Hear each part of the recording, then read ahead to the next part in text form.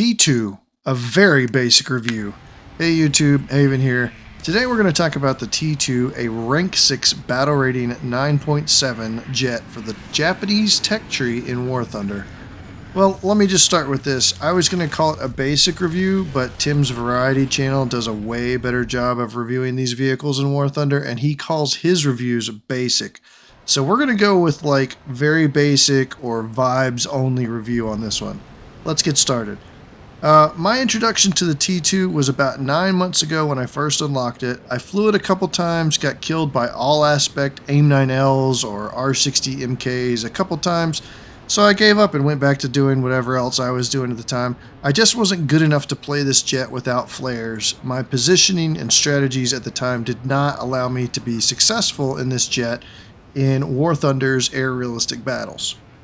Snap to present day. Now I play a lot of 9.7 to 11.0 battle rating War Thunder ARB. Mirages, F5Cs, F5Es, F4 Phantoms of all varieties, the VARC, the 105s, the 104s, the MiG-21s and all their varieties, the Swedish Doritos, A5Cs, and of course the Su-25s and A-10s. I have really warmed up to this BR range. I really enjoy it.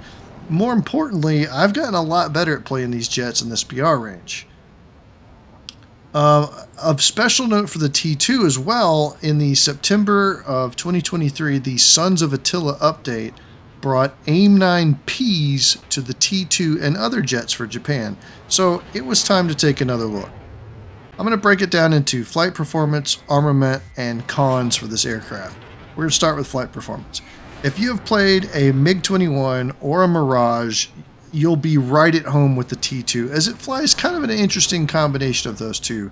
You're fast in a straight line, but you have horrible energy retention in a turn. This is largely listed as a bad thing, but you can flip it into a good thing as long as you're aware of it, and you can use it to your advantage by like forcing overshoots. If you want to hold on to that energy, you better be feathering that elevator to keep your speed. Good luck. In the T-2, you can pull very high AOA, angle of attack, both like a MiG-21 and a Mirage, but the T-2 takes it to the extreme, where you almost feel like you're in a drift in the sky. It is a Japanese jet after all. I don't know why I'm surprised. The T-2's high AOA comes with high G-forces. Good news, I was never once able to rip the wings off by over-G'ing the airframe. Bad news is that you better have a pilot with maxed out G-tolerance and expert the crew. Aced crew would be even better. And then the G-suit modification, which is normally an afterthought, is something you should be looking to unlock rather quickly in the T-2 versus later. I wish I had known this earlier. Once you bleed off your speed in a turn, the T-2 brings a welcome surprise versus the MiG-21s at this BR range by also having a very good low speed acceleration. You're one of the first ones off the runway. And once you're back up to speed, you happen to be also one of the fastest jets in the BR range, easily escaping from bad situations you might find yourself in. So when flying the T-2, you should think of your energy as easy come, easy go, and plan your engagements accordingly. While in most jets, a hard 180 after a head-on merge isn't really a viable strategy, in the T-2 you might consider it, especially if you just did a flyover merge where you have altitude that you can play with when to regain energy after that 180. Next, we're going to talk about armament. The T-2 has the excellent Vulcan cannon with 750 rounds.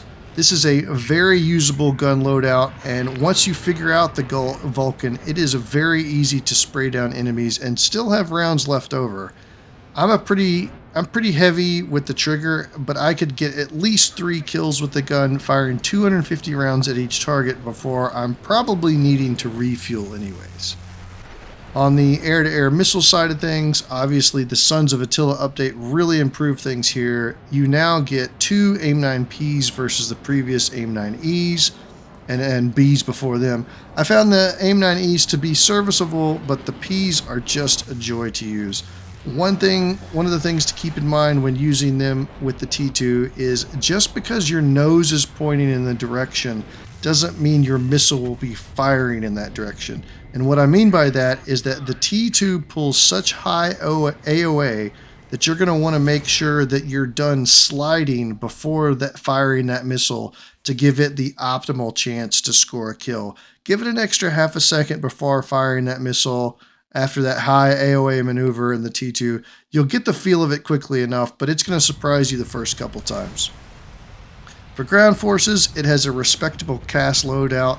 I haven't taken it out on ground forces yet, but it's pretty much your only option for Japan at this BR range. Able to carry some bombs and some rockets. I look forward to taking it out with the Type 16 too.